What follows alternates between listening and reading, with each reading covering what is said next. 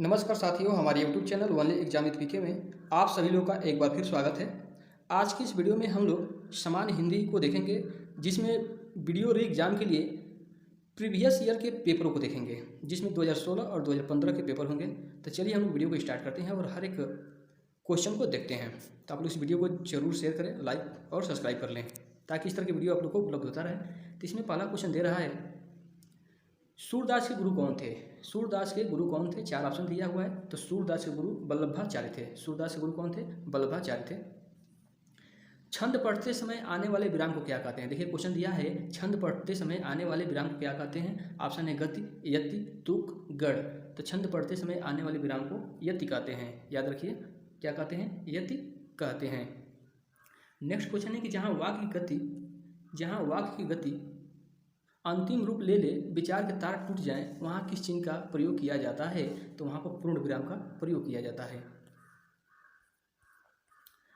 अगला है अमर्ष क्या है? अमर्ष क्या है? तो अमर्ष एक संचारी भाव है। अमर्ष क्या है? अमर्ष एक संचारी भाव है। कबीरदास की भाषा कौन सी थी? देखिए यहाँ पर भाषा से क्वेश्चन दिया है, कबीरदास की भाषा कौन सी थी? तो कबीरदास की जो भाषा थी वो सधुक्कड़ी भाषा थी। कौन सी भाषा थी? सधुक्कड़ी भाषा थी। अगला क्वेश्चन है कि द्रौपदी का चीर का अर्थ क्या है? द्रौपदी का चीर का अर्थ क्या है? तो इसका मतलब ये हुआ कि कभी समाप्त न होना, कभी समाप्त न होना। कूपमंडूक होने का मुहावरा बताइए। कूपमंडूक होने का अर्थ ये हुआ कि सीमित ज्ञान या सीमित अनुभव होता है। ऑप्शन डी सही है। यहाँ पर वाक्यों को एक क्रम में व्यवस्थित करना है। तो पहला दिया है कि सामाजिक जीवन में, चार ऑप्शन दिए हुए, उपाय ही न कर सके तो क्या हुआ? तो इसका ए वाला ऑप्शन सही हो जाएगा, य र ल व। तो सामाजिक जीवन में क्रोध की जरूरत बराबर पड़ती है। यदि क्रोध न हो तो मनुष्य दूसरे के द्वारा पहुंचाए जाने वाले बहुत से कष्टों को चिर निवृत्त का उपाय ही न कर सके। इसीलिए इसका ए वाला ऑप्शन सही हो रहा है। सबसे पहले यह ल र व। नेक्स्ट देखिए, दिए गए वाक्यांश के लिए एक शब्द का चयन कीजिए। पूरब और उत्तर के बीच की दिशा क्या होती है? तो पूरब और उत्तर के बीच की दिशा को ईशान कोण कहते हैं। क्या कहते हैं? पूरब और उत्तर के बीच की दिशा को ईशान कोण कहते हैं। नेक्स्ट हम लोग देखेंगे, वलय शब्द का अर्थ चिन्ह कीजिए। वलय शब्द का अर्थ चिन्ह क्या होता है? तो इसमें चार दिया, बीच की छाल, गोलाकार घेरा, मृग की छाल या आवरण। तो इसका जो राइट ऑप्शन हो जाएगा, बी नंबर हो जाएगा, गोलाकार घेरा हो जाएगा। आगे हम लोग देखेंगे, नीचे दिए गए शब्दों में अव्ययी भाव समास का चयन कीजिए। तो अव्ययी भाव समास कौन है? तो पाँवपुड़े, आजीवन, घुड़सवार और पीताम्बर। तो इसमें जो अव्ययी भाव समास हो जाएगा आपका आजीवन, जो है अव्ययी भाव समास है इसमें। ठीक समय पर आ जाना में कौन सा कारक है? ठीक समय पर आ जाना में कौन सा कारक है? तो इसमें अधिकरण कारक है। मंदिर मंदिरा युग्म का उपयुक्त अर्थ वाला युग्म कौन सा है? मंदिर मंदिरा युग्म का उपयुक्त अर्थ वाला युग्म कौन सा है? तो मंदिर का मतलब होता है देवालय और मंदिरा का मतलब होता है अश्वशाला। तो इसका जो उपयुक्त अर्थ हो जाएगा वो डी नंबर हो जाएगा। मंदिर मंदिरा युग्म का उपयुक्त अर्थ क्या हो जाएगा? देवालय और देवशाला हो जाएगा। नेक्स्ट है, निम्नलिखित में मिश्र वाक्य है। मिश्र वाक्य कौन है? तो मेरे आते ही वर्षा होने लगी नहीं है, उसके जाने के बाद वर्षा होने लगी, वह घर से निकला और वर्षा होने लगी। तो जो मिश्र वाक्य हो जाएगा, ज्यों ही वह घर से निकला वर्षा होने लगी। तो डी वाला ऑप्शन में क्या है? मिश्र वाक्य है। यहाँ पर देखिए कविता दिया हुआ है कि पद दिया है, आज वर्षों बाद उठी है इच्छा, हम कुछ कर दिखाएं, एक अनोखा जश्न मनाएं, अपना कोरा अस्तित्व जमाएं, आज वर्षों बाद सूखे पत्तों पर। इसको हम लोग पढ़ेंगे। तो कह रहे हैं कवि के मन में इच्छा उत्पन्न हुई है। क्या उत्पन्न हुई है? तो कुछ महत्वपूर्ण कार्य करने की इच्छा उत्पन्न हुई है। ये वाला ऑप्शन सही हो जाएगा। सूखे पत्ते प्रतीक है, किसके प्रतीक हैं? तो मन के शून्यपन के प्रतीक हैं। जो सूखे पत्ते हैं वो मन के शून्यपन के प्रतीक हैं। किन कलियों पर बहार का आगमन हुआ है? किन कलियों पर बहार का आगमन हुआ है? तो उसी कविता से ये क्वेश्चन बनाया हुआ है। तो इसमें विचारों की कलियों पर बहार का आगमन हुआ है। कहाँ पर? विचारों की कलियों पर बहार का आगमन हुआ है।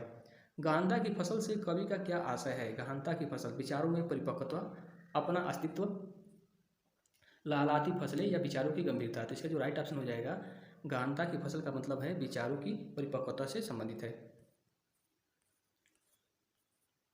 रिक्त स्थान को चुनिए, दिए गए विकल्प को चुनिए। रामू की उपेक्षा केवल इसलिए हुई क्योंकि राजीव उसकी अपेक्षा अधिक बुद्धिमान है। तो सी वाला ऑप्शन सही हो जाएगा। रामू की उपेक्षा केवल इसलिए हुई क्योंकि राजीव उसकी अपेक्षा अधिक बुद्धिमान था। आगे हम लोग देखेंगे, निम्न पंक्ति में सही अलंकार का चयन कीजिए। पानी बीच मीन प्यासी, मोह सुनी आवे हाँसी। तो इसमें देखिए जो अलंकार है विशोशक्ति अलंकार है। कौन है? विशोशक्ति अलंकार है। पानी बीच मीन प्यासी, मोह सुन सुन आवे हाँसी। तो इसमें विशोशक्ति अलंकार है। इसमें देखिए विशोशक्ति अलंकार का मतलब होता क्या है कि प्रबल कारणों के होते हुए भी जब कार्य सिद्ध न हो तब तो वहाँ वो विशोशक्ति अलंकार होता है। यानी कि मछली पानी में है फिर भी वो प्यासी है, तो इसका मतलब कि यहाँ पर विशोशक्ति अलंकार है। निम्नलिखित विकल्पों में से किस विकल्प में सभी शब्द व्यक्तिवाचक संज्ञाएं हैं? तो राम, रामचरितमानस और गंगा। तो जो ए नंबर है इसमें सभी में व्यक्तिवाचक संज्ञा है। आगे हम देखेंगे निम्नलिखित में से क्या गंगा का परिवाची नहीं है? तो गंगा का परिवाची मंदाकिनी होता है, भागीरथी होता है, सूर सरिता होता है, लेकिन कालिंदी नहीं है। कालिंदी नहीं है, तो कालिंदी किसका परिवाची है? यमुना का परिवाची है। नेक्स्ट है कि सही वर्तनी शब्द का चयन करिए। तो देखिए अवनति है, श्रृंगार है, मुश्किल है, मात्र भूमि है। तो इसका जो सही शब्द है, सही वर्तनी है, श्रृंगार है। कौन है? श्रृंगार देखिए ऐसे ही लिखा जाएगा, डबल नहीं रहता है, केवल सिंगल रहता है। क्या रहता है? सिंगल रहता है, श्रृंगार, इस तरह से लिखा जाएगा। जबकि अन्य क्या है? वर्तनी अशुद्ध है। अवनति ऐसे लिखा जाता है। देखिए अवनति कैसे लिखा जाएगा? अवनति, मुश्किल और मातृभूमि ऐसे लिखा जाएगा। ये वाला सही हो जाएगा। समूहार्थक शब्द चिन्हित कीजिए। समूहार्थक कौन है? पुरुष, स्त्री, मनुष्य, भीड़। तो जो समूहार्थक की बात करेंगे तो समूह में भीड़ होता है। डी नंबर सही हो जाएगा।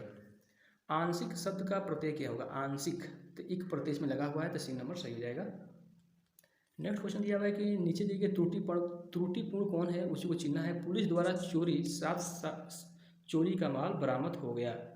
त्रुटि कौन है? तो ए नंबर में त्रुटि है। चोरी का माल होना चाहिए, लेकिन चोरी द्वारा दिया हुआ है। पुलिस द्वारा चोरी का माल पुलिस द्वारा बरामद हो गया, सही ऑप्शन हो जाएगा। इसलिए ए नंबर में क्या है? त्रुटि है। अब हम देखेंगे वधूर्मी का संधि विच्छेद करना है। क्या करना है? वधूर्मी का संधि विच्छेद करना है। तो आप 4 ऑप्शन दिया हुआ है, वधु प्लस उर्मी। तो जो वधु प्लस उर्मी है बड़ा उ रहेगा, यही वाला ऑप्शन क्या हो जाएगा? सही हो जाएगा। बी नंबर इसका सही संधि विच्छेद होगा। स्वर संधि में दीर्घ स्वर संधि है, तो वधु प्लस उर्मी वधुर्मी हो जाता है। भिन्नार्थक शब्द का चयन कीजिए। पावक, अनिल, अनल, कृषाण। तो देखिए जो पावक है, अनल है और कृषाणु है अग्नि के परिवाची हैं, जबकि अनिल जो है हवा का परिवाची है। यही भिन्नार्थक है। हर्ष का विलोम बताइए। तो जो हर्ष का विलोम होगा वो क्या होता है? विषाद होता है। आगे हम देखेंगे गंदला, मैला, मलिन किस शब्द के परिवाची है? गंदा, मैला, मलिन किस शब्द के परिवाची हैं? तो पंकिल के परिवाची हैं। किसके? पंकिल के परिवाची हैं। अब हम देखेंगे 2015 का पेपर हुआ है, 2016 में हुआ है। इसमें क्वेश्चनों को हम देख लेते हैं। कर्कश का विलोम नीचे दिए गए विकल्पों में से चुने। तो जो कर्कश का विलोम हो जाएगा वो क्या हो जाएगा? मधुर हो जाएगा। कर्कश का विलोम क्या होगा? मधुर होगा। जो इंद्र पर विजय प्राप्त कर चुका है उसको क्या कहते हैं? तो उसको इंद्रजीत कहते हैं। क्या कहते हैं? इंद्रजीत कहते हैं। उच्च कुल में पैदा व्यक्ति क्या होता है? तो उच्च कुल में जो पैदा होता है उसको कुलीन बोला जाता है। ईश्वर तुम्हें दीर्घायु दे, अर्थ के आधार पर वाक्य का भेद बताइए। ईश्वर तुम्हें दीर्घायु दे, तो इच्छावाचक वाक्य है। कौन सा वाक्य है? इच्छावाचक वाक्य है। श्री गणेश का विलोम शब्द क्या होता है? तो श्री गणेश का विलोम शब्द जो दिया हुआ है, 4 ऑप्शन दिया हुआ है। श्री राधा, श्री इतिश्री, विनाश, इनमें से कोई नहीं। तो इतिश्री जो है श्री गणेश का विलोम शब्द हो जाएगा। आगे हम लोग देखेंगे फूल का परिवाची नहीं है। फूल का परिवाची क्या नहीं है? तो फूल का जो परिवाची है तनुजा नहीं है। सुमन होता है, पुष्प होता है, कुसुम होता है, जबकि तनुजा क्या है? फूल पुष्प का परिवाची नहीं है। तो तनुजा पुत्री का परिवाची है। तनुजा किसकी है? पुत्री के परिवाची तनुजा होती है।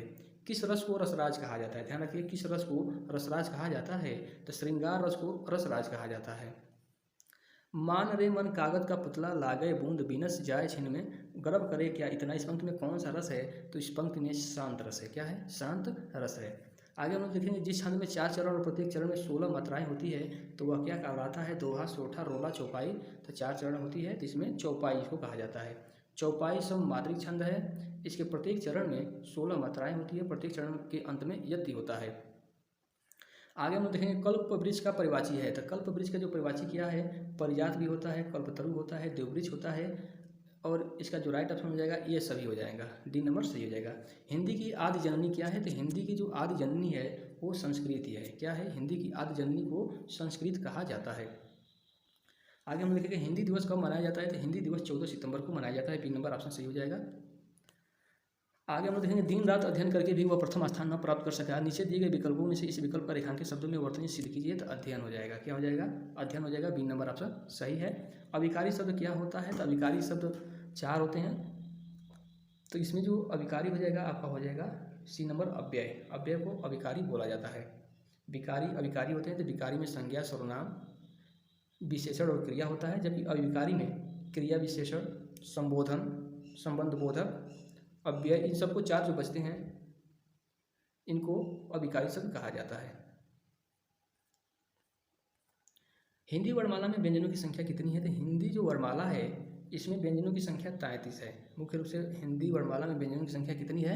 33 है, इसको याद रखिए। आगे हम देखेंगे निम्नलिखित वाक्यांशों को पढ़िए और उनके नीचे दिए गए प्रश्नों के उत्तर विकल्पों में से चुनकर लिखिए। तो देखिए यहाँ पर जो काव्यांश है, कुछ भी बन बस कायर मत बन, ठोकर मार पटक मत माथ, तेरी राह रोकते पाहन, कुछ भी कर बस कायर मत बन, ले देकर जीना क्या जीना, कब तक गम के आंसू पीना, मानवता के तुझको सिंचा, बहा युगों तक खून पसीना। कवि क्या करने की प्रेरणा दे रहा है? तो रुकावटों को ठोकर मारने की प्रेरणा दे रहा है। सी नंबर ऑप्शन सही हो जाएगा। इन पंक्तियों में कायर का अर्थ क्या है? कायर का अर्थ है समझौतावादी। इन पंक्तियों में जो कायर का अर्थ है उसका अर्थ है समझौतावादी। बी नंबर सही है। कुछ भी बन बस कायर मत बन, कवि ने क्यों कहा है? तो कवि ने कहा है कि कायर मनुष्य का जीवन जो है व्यर्थ है। सी नंबर ऑप्शन सही है। कायर मनुष्य का जीवन क्या है? व्यर्थ है। सी नंबर ऑप्शन सही है। पाहन शब्द का परिवाची क्या है? तो पाहन शब्द का जो परिवाची है पत्थर होता है। क्या होता है? पत्थर होता है। कवि के अनुसार किस प्रकार का जीवन व्यर्थ है? तो समझौतावादी, जो समझौतावादी जीवन है यही व्यर्थ है। इस समास में पहला पद संख्यावाचक होता है, किसमें? द्विगु समास में। किस समास में पहला पद संख्यावाचक होता है? तो द्विगु समास में पहला पद संख्यावाचक होता है। राजपूत में कौन सा समास है? तो राजपुरुष में जो है दोस्तों तत्पुरुष समास है। कौन सा समास है? तत्पुरुष समास है। आगे हम लोग देखेंगे कि निम्नलिखित प्रत्येक 4 विकल्पों में से बेमेल शब्द को चिन्हित कीजिए। तो ऑप्शन दिया हुआ है समस्या, खेद, कठिनाई, जटिलता। तो इसका जो राइट ऑप्शन हो जाएगा जटिलता, कठिनाई। बेमेल शब्द कौन है? कठिनाई है।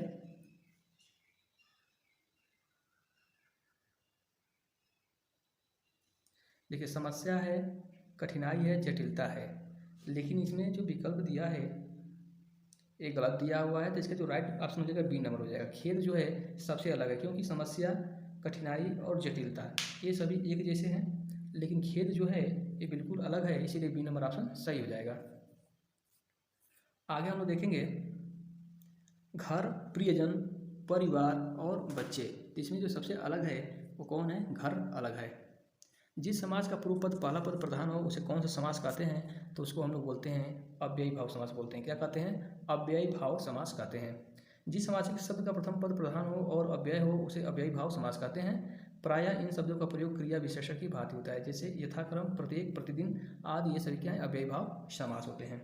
दिए गए विकल्पों में से निर्गुण भक्ति काव्य के प्रमुख कवि कौन हैं? तो प्रमुख कवि जो निर्गुण भक्ति काव्य के जो प्रमुख कवि हैं वो कबीरदास जी हैं। निर्गुण भक्ति काव्य के प्रमुख कवि कबीर थे। वह भक्ति आंदोलन के प्रभावशाली संत थे तथा निर्गुण काव्य के उपासक थे। वह जाति प्रथा और आडंबरों के विरोधी भी थे। भारतीय संविधान में किस भाषा को राजभाषा के रूप में स्वीकार किया गया है? भारतीय संविधान में किस भाषा को राजभाषा के रूप में? तो हिंदी को स्वीकार किया गया है। किस अनुच्छेद के तहत? 343 अनुच्छेद के तहत हिंदी और लिपि के रूप में देवनागरी स्वीकृति किया गया है। कामायनी महाकाव्य के रचयिता कौन है? सभी लोगों को पता है कि जयशंकर प्रसाद है। इनकी अन्य कृतियाँ हैं प्रेम पथिक, चित्रधारा, झरना, आंसू एवं लहर इनकी अन्य कृतियाँ हैं। पृथ्वीराज रासो किस काल के रचनाकार हैं? तो पृथ्वीराज रासो जो हैं आप लोगों को पता होना चाहिए कि आधुनिक काल के रचनाकार हैं। ऑप्शन दिया है आदिकाल, ऋद्धिकाल, भक्तिकाल, आधुनिक काल। तो पृथ्वीराज रासो आधुनिक काल के रचनाकार हैं। एक पद्य दिया है दिव सावसान का समय, मेघमय आसमान से उतर रही है, वह संख्या सुंदरी परी सी धीरे धीरे। इन पद्य में कौन सा अलंकार है? तो इसमें जो है कि मानवीकरण अलंकार है। क्या है? मानवीकरण अलंकार है। दी गई पंक्तियों में मानवीकरण अलंकार है। जहाँ जड़ वस्तु या प्रकृति पर मानवीय चेष्टाओं का आरोप किया जाता है वहाँ मानवीकरण अलंकार होता है। जैसे फूल हंसे कलियाँ मुस्काई, यहाँ फूलों का हंसना, कलियों का मुस्काना मानवीय चेष्टाएँ हैं। आगे हम देखेंगे हिंदी शब्दकोश में छ का क्रम किस वर्ण के बाद आता है? तो छ का जो क्रम है क के बाद आता है। खग जाने खग की भाषा लोकोक्ति का उचित अर्थ नीचे दिए गए विकल्पों में से बताइए। तो इसका जो ऑप्शन हो जाएगा डी नंबर हो जाएगा। समान प्रवृत्ति वाले लोग एक दूसरे को सराहते हैं।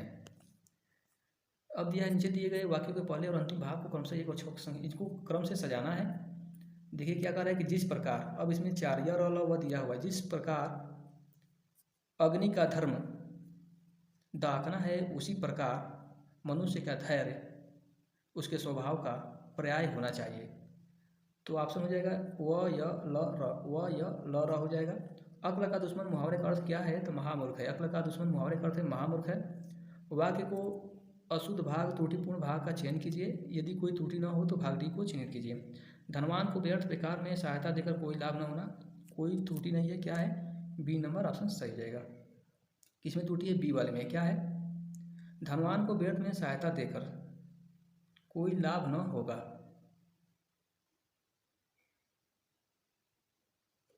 धनवान को व्यर्थ में, बेकार में नहीं होना चाहिए, यहाँ पर होना चाहिए व्यर्थ में।